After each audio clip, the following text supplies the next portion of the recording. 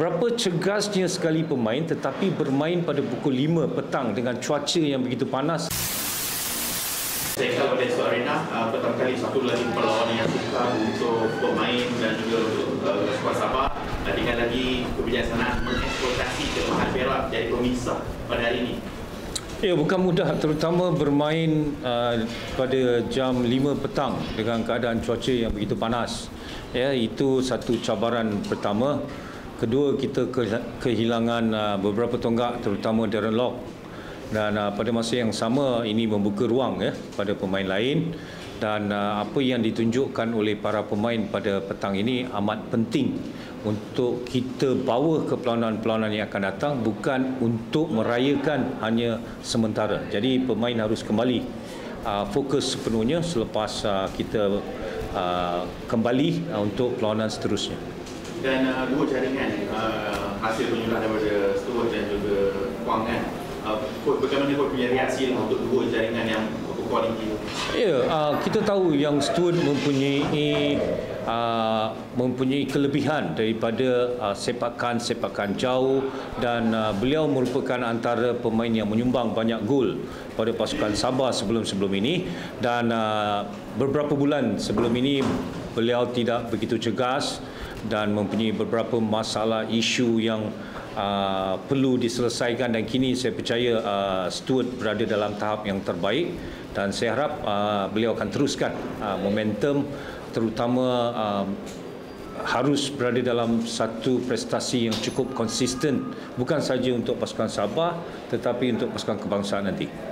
Kadang-kadang bila ada kecederaan pemain yang tak dijangkau untuk beraksi pada perlawanan sebelum ini tampil untuk buat kualiti kan. Dalam kecederaan itu memang itu coach membeli pilih permainan kat Gary juga. So dalam banyak pertukaran, siapa yang coach rasa yang paling orang kata menggunakan kelebihan dan peluang yang ada? Ya, pertama saya harus fikirkan tentang kecergasan pemain.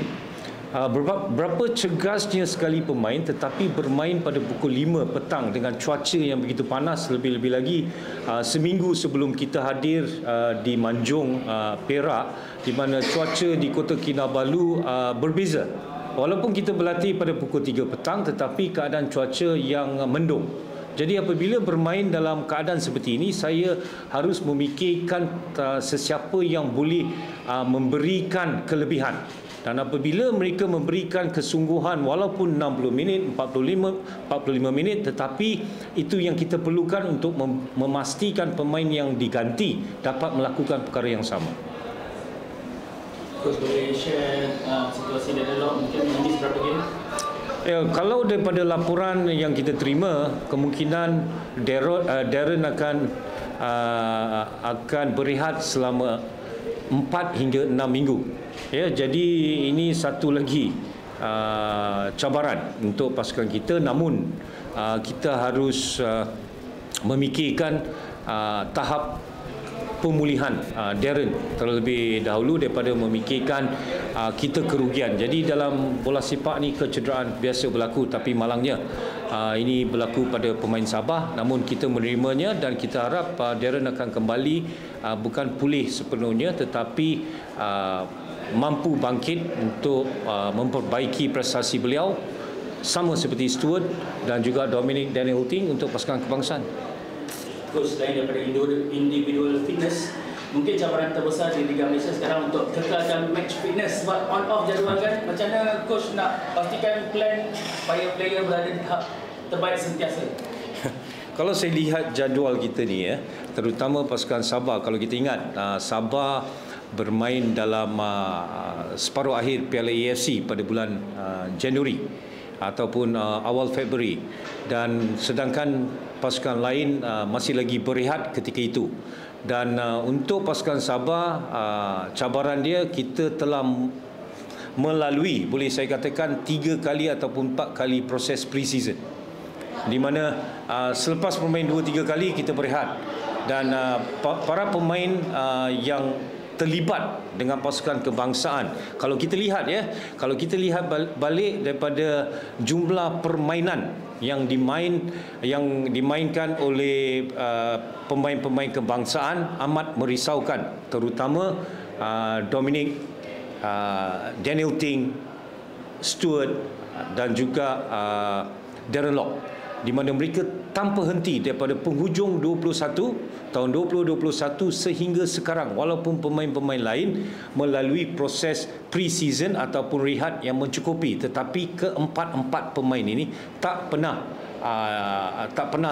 tak dipanggil. Jadi kalau kita lihat, itu merupakan satu cabaran dan saya harus memikirkan cara pemulihan yang cukup efektif, terutamanya dengan corak-corak saintifik, di mana kita perlu memikirkan apa kebaikan pemain ini bukan saja untuk pasukan Sabah FC tapi pada masa yang sama untuk pasukan kebangsaan. Jadi kita harus menilai liga kita ini sama ada kita akan menggunakan pemain-pemain tertentu ataupun kita menggunakan pemain-pemain yang sama sentiasa.